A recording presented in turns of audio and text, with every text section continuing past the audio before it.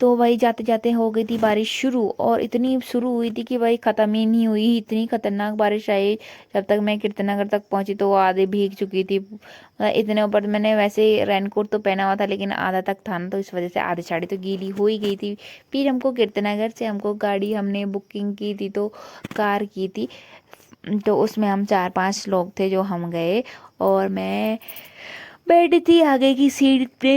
हो वो इसलिए क्योंकि भाई मेरे को बहुत ज़्यादा अजीब सा होता है, मेरे को गैस बनती है बैठे बैठे गाड़ी में, क्योंकि आदत पड़ चुकी है टू व्हीलर में। इस वजह से मेरी तबीयत ठीक नहीं रहती है। तो भाई मैंने तो आगे ही बैठ गई थी, वह ठीक ठाक ही था। तो वहाँ से हम थोड़ा पैदल गए, क्योंकि हमारी गाड़ी को पीछे ही रोक दिया था पुलिस वालों ने।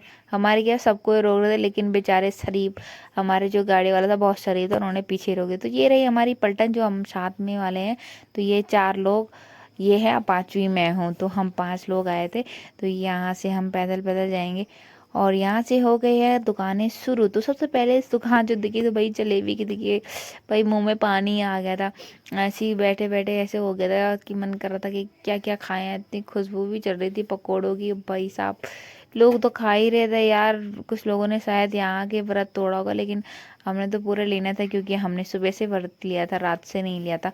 तो कुछ लोगों ने कल एक दिन पहले व्रत ले लिया था, तो शायद वो लोगों ने यहाँ फास्ट तोड़ा होगा, लेकिन हमने नहीं। तो हम यहाँ से गए ऊपर के लिए, अभी यहाँ से ऊपर चढ़ना है। तो ऊपर चढ़ने के लिए भी हमने सोचा कि थोड़ा से होगा भाई। तो भाई वहाँ से जब ऊपर चढ़ने में भाई ऐसा लगा ना कि एकदम सीधी नाक, मतलब खड़ी नाक जो होती है ना, वैसे कड़ी चढ़ाई थी एकदम ऊपर जाने के लिए। ऐसा लग रहा था जैसे हम स्वर्ग में जाने वाली सीढ़ियाँ चढ़ रहे होंगे एकदम टॉप में। तो यहाँ पे इनको काफ़ी लोग अपने जान पहचान के मिल रहे थे हमारे आसपास के।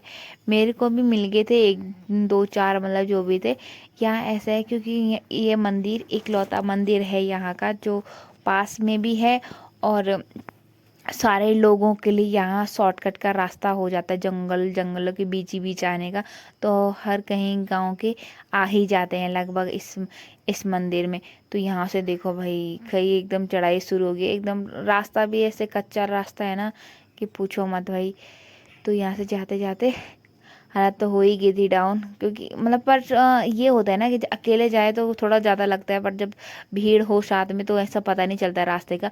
तो वैसे ही वाला था। तो यहाँ पे देखो घंटी भी बहुत नीचे थी, जो खोपड़ी में ही टकर रही थी। बजाने की जरूरत ही नहीं थी, खोपड़ी लगा लो वैसे ही बच जाएगी, ऐसा सीन था। तो यहाँ से हो गई थी लाइन का मतलब इंतज़ार करना।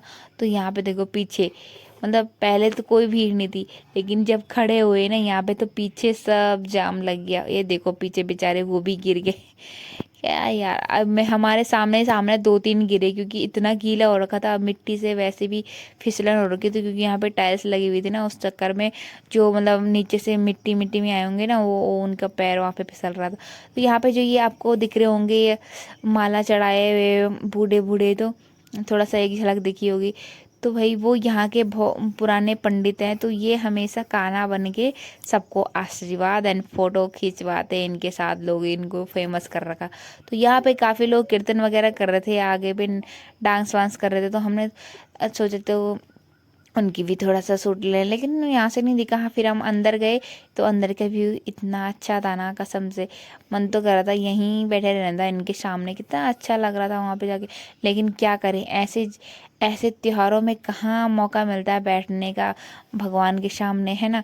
तो वहाँ पे तो ये होता कि भाई देख लो, हाथ टच कर लो, भागो यहाँ से, ऐसे ही होता है। तो यहाँ पे देखो, यहाँ पे सारे लोग जो हैं जो डांस कर रहे हैं, पुलिस वाले भी लगे थे, क्योंकि यहाँ पे नंबर नंबर करके ले जा रहे थे ना अंदर, एकदम सारे नहीं जा रहे थे। तो भाई अब हम निकल चुके हैं यहाँ से घर के लिए। तो 1-2 घंटे तो हम वहाँ पे रहे, थोड़ा बहुत फ़ोटो खींची। उसके बाद हम घर को निकल गए थे। और यहाँ का व्यू काफ़ी अच्छा व्यू